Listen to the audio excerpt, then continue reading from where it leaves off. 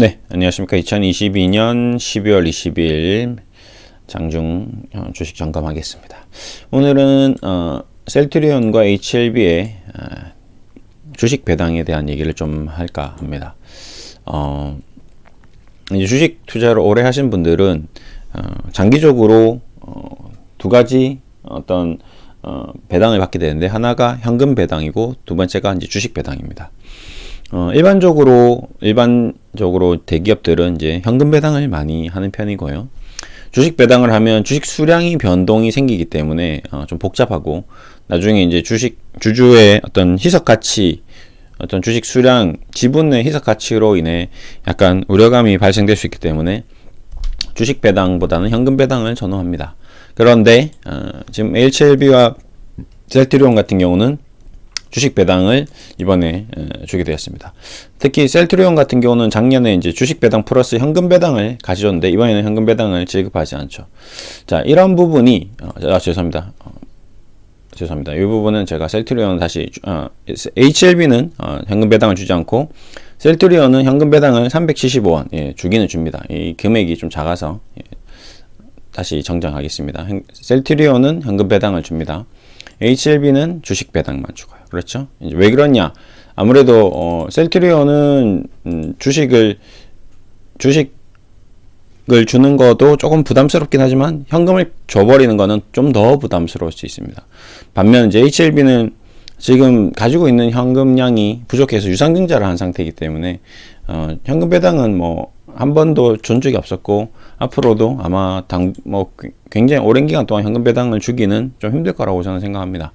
그리고 일단은 지난번에도 얘기 드렸던 별도 재무제표상 어떤 흑자로 되면서 관리 종목까지는 안 갈 가능성이 높아졌기 때문에 갑자기 4분기에 이 300억 이상 400억 이상 적자가 뜨지 않는 이상은 웬만해서는 관리 종목 내보내지는 않을 것 같고요. 네, 그렇게 될 것 같습니다.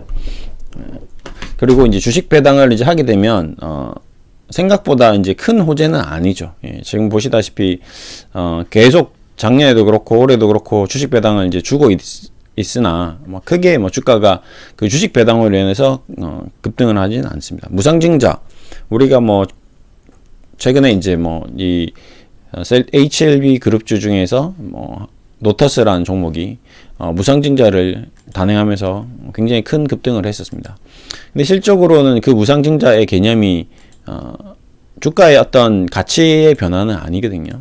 자본금이 이제 증대되고 주식 수량이 늘어나고 거래량이 증대되고 주가가 이제 마치 이제 싸 보이는 것 같이 느껴서 다시 원래 가격대로 가는 과정으로 잘못 오해할 수 있으나, 결국에는 최초의 가격대대로 또 회복을 하는 그런 결과치를 놓긴 했습니다. 근데 결과적으로 최종적으로 노터스의 시가총액은 확실히 증가한 거는 맞습니다. 무상증자 전보다는. 그렇죠? 주가의 어떤 폭도 좀 올라가 있는 상태고, 그렇기 때문에 이제 무상증자는 어떤 원래 개념상으로는 어떤 자본의 가치나 지분의 가치나 이런 것들이 기업의 가치가 바뀐다고 좀 볼 수는 없는데, 실적으로 계속 이렇게 바뀌어왔던 과거 사례 때문에 기대감으로 아니면 투자자들의 어떤 투자 심리 변화로 주가가 많이 요동치는 게 사실이긴 합니다. 셀트리온 같은 경우는 주식 배당보다는 이제 무상증자 같은 게 굉장히 앞으로 주가에 큰 영향을 미칠 수 있겠죠. 아무래도 셀트리온의 주가가 17만원, 40만원 부담스럽거든요. 그리고 셀트리온 같은 경우도 이 30만원대까지 주가가 다시 회복한다. 그럼 기존의 투자자들로서도 굉장히 높아 보이는 가격대거든요. 근데 여기서 무상증자를 한 주당 예를 들어서 2주, 3주, 4주, 5주 이렇게 줘버려 버리면 다시 이제 40만원이 아니더라도 10만원만 가더라도 투자 수익이 나는 그런 구조로 바뀔 수도 있기 때문에 투자자들이 굉장히 기뻐할 수 있을 것 같습니다. HLB는 지금 3만원대니까 굳이 무상증자를 여기서 단행해서 주가를 다시 올린다는 어떤 그런 작업은 좀 무의미하겠죠. 이미 20만원대에서 한번 무상증자를 또 단행했고, 그렇기 때문에 또 하고 하는 거는 투자자들에게 큰 영향을 못 미칠 것 같습니다. 지금도 주가가 무상증자 이후에 고점을 지금 9만원대로 돌파하지 못했기 때문에 작은 2배 이렇게 3만원대에서 7만원대로 이렇게 올라간 과거에 기록은 있긴 하지만 그렇게까지 크게 영향을 미치지 못할 것 같습니다. 그러면 이제 왜 주식 배당을 하느냐? 근데 이제 과거에 제가 이제 오랫동안 이제 이 주식시장에서 주식 투자자들의 어떤 뭐 주주들의 아니면 대주주들의 어떤 이런 여러 가지 행동 패턴 중에 하나가 과거에 이런 이제 제약사들이 일반 이제 실적이 좋았던 그리고 기업의 어떤 성장성이 좋았던 뭐 예를 들어서 대웅제약을 예를 들겠습니다. 우루사죠. 우루사를 기반으로 해서 뭐 차두리가 2002년 월드컵 때 당시에 이때 저도 기억이 나는데 한 뭐 10,000원, 20,000원 하던 그런 기업이었습니다. 근데 이 기업이 특징이 꾸준하게 현금 배당과 주식 배당을 꾸준하게 줬습니다. 꾸준하게. 그러면서 기업 투자자들에게 어떤 안정감을 가져다 줬죠. 꾸준하게. 그렇게 꾸준하게 10,000원, 20,000원. 그래서 저도 그때 우루사를 구경하고 있었을 때입니다. 이제 2002년, 2003년 뭐 이제 한창 피곤할 때였죠. 이제 군 생활도 하고. 근데 이제 이게 좋다고 하니까 그때 2002년 월드컵도 하고 막 차두리의 엄청난 에너지를 기반으로 이 광고가 이제 좀 나갔었는데 그래 뭐 이런 안정적으로 배당도 주고 기업 실적 탄탄한 기업을 투자하면 좋겠구나라고 생각하고 있는 찰나에 이제 주가가 이제 폭등하기 시작했죠. 뭐 10,000원짜리가 이제 100,000원까지 가버렸습니다. 그러고 나서 이제 뭐 권리락도 하고 보시면 이 권리락이 97 계속 나오는데 이게 주식 배당, 현금 배당락의 어떤 일환이었다고 좀 보시면 될 것 같습니다. 그러면서 다시 좀 조정을 받고 결국에는 엄청난 폭등을 했죠, 주가가. 10,000원 한 개, 200,000원, 20배 가까이 상승을 했으니까요. 그러면 꾸준히 주식 배당을 받은 분들, 꾸준히 현금 배당을 받은 분들, 이 둘 중에서 주식 배당을 계속 팔지 않고 현금 배당 같은 경우는 이제 돈이 이렇게 빠져나가잖아요. 그래서 주식 예수금에 돈이 들어오다 보니까 내가 바로 주식을 사는 경우도 있지만 대부분 현금 배당 같은 경우는 사용하는 경우가 많습니다. 그렇기 때문에 그 2% 3%가 쌓이고 10년 동안 30% 쌓이면 주식을 30% 더 지분을 획득하는 거기 때문에 10년 동안 10,000주 던 게 13,000주로 바뀌고 그 13,000주가 주가가 10만 올라가 버리면 굉장히 큰 자본소득을 얻을 수 있는 거거든요. 그런 면에서 성장하는 기업들은 이제 주식 배당이 굉장히 유리할 수 있습니다. 계속 재투자가 이루어지니까요. 복리의 마법처럼 계속 주식 투자 수익이 증대될 수 있는 거죠, 향후에. 그런 면에서 제가 봤을 때는 지금 이 셀트리온과 HLB는 주식 배당을 단행하고 있지 않나라는 생각을 좀 해볼 수 있고요. 이제 그런 면에서 장기적인 투자자들에게 뭔가 주주 환원 가치, 주주에게 투자 환원, 뭔가 너희들이 우리 주식을 투자해 줘서 감사하다는 그런 보답, 어떤 사례를 표면적으로, 가시적으로 눈에 보이는 무언가를 전달해주는 그런 좀 의미 깊은 작업이다라고 저는 생각합니다. 장기 투자자에게는 저는 좀 유리하다고 생각합니다. 그리고 또 하나 특징이 뭐냐면 현금 배당 같은 경우는 배당락이 이루어지면서 주가가 이제 툭툭 떨어지면서 뭔가 눈에 보이는 주가 변동을 좀 줍니다. 근데 주식 배당 같은 경우는 또 그 주식 배당락 을 완전히 금방 상쇄하고 금방 올라가는 그런 현상들을 좀 많이 보였습니다. 과거에. 반드시 그런 건 아닙니다. 이번에도 그럴 거다. 그건 아닙니다. 어느 정도 영향을 받겠죠. 배당락 이후에 주가가 지금도 HLB 같은 경우도 유상증자 이후에 주가가 쉽게 회복하지 못하는 모습이거든요. 셀트리온도 마찬가지지만 지금 과거 분식회계 건이 다 해결됐음에도 불구하고 쉽게 30만원, 40만원대로 회복하지 못하는 흐름입니다. 이 모든 것들은 단순히 기업의 가치가 변해야지 이루어질 수 있는 일들이지 단순히 주식 배당, 현금 배당, 그 다음에 새로운 신약에 대한 기대감 이런 것들이 단번에 바로 반영하기는 힘들다. 셀트리온도 마찬가지, 레미화졸 죄송합니다.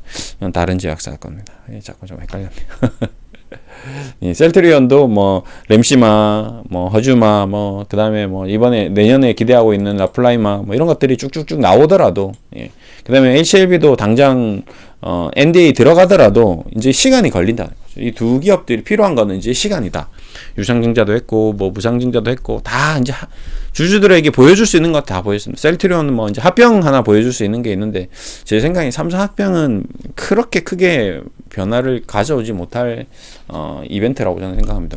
새 회사가 분리해서 장사를 하다가 합쳐서 장사를 한다고 뭔가, 어메이징한 변화가 생길 수는 없거든요. 이제 새로운 합병은 이제 셀트리온도 그렇고 HLB도 가져올 수 있는 그 기대감은 이제 해외 어떤 기업들, 제약사 머크라든지 지금 보이는 시가총액이 높은 기업들, 화이자라든지 이런 어마어마한 막대한 기업들이 완전히 우리가 생각할 수 없는 존슨앤존슨이라든지 이런 기업들이 일라이릴리에서 엄청난 회사의 규모를 기반으로 화이자 같은, FB 같은, 머크 같은 이런 기업들이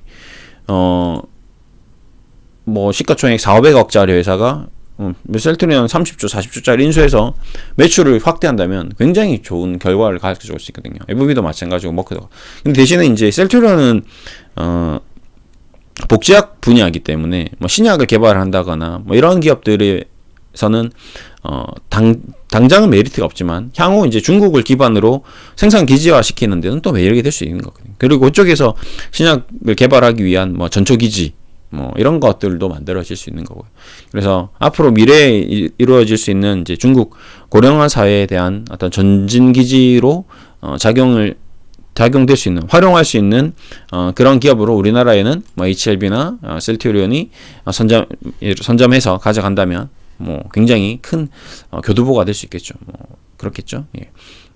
그런 면도 좀 고려해봐야 돼. 그리고 우리나라 국민들도 굉장히 지금 고령화되고 있고 일본도 마찬가지고 아시아 국가가 정말 초고령화가 되고 있기 때문에 그런 면에서 포석적인 앞으로 미래를 바라보는 예견하는 그런 의미로서 한국의 바이오 기업이라든지 제약 기업에 어떤 투자를 한다거나 아니면 M&A를 한다거나 할 수도 있을 것 같다. 이런 생각을 했습니다. 그런 면에서 우리가 셀트리온이라든지 HLB를 장기적으로 투자를 한다면 그때 주식 배당이 나중에 큰 이제 효자 노릇을 할 수 있는 거죠. 그래서 단순히 지금 당장 주식 배당, 현금 배당 공시가 나왔는데 주가가 왜 이렇게 지지부진하지, 별로 안 움직이네, 에이 하고 던져버린다거나 이렇게 실망한다거나 할 필요가 없다는 거죠. 그래서 저는 좀 시장을 좀 장기적인 안목을 가지고 바라보는 그런 용도로서 주식 배당을 활용하면 된다라는 얘기를 좀 드리고자 오늘 좀 얘기를 좀 꺼냈습니다. 어쨌거나 저쨌거나 주식시장 자체는 지금 혹독한 겨울이 시작되는 초입 국면입니다. 지금 우리나라도 12월 지금 중순인데 영하 10도를 왔다 갔다 하는 완전 한파가 지금 엄습해 있는데요.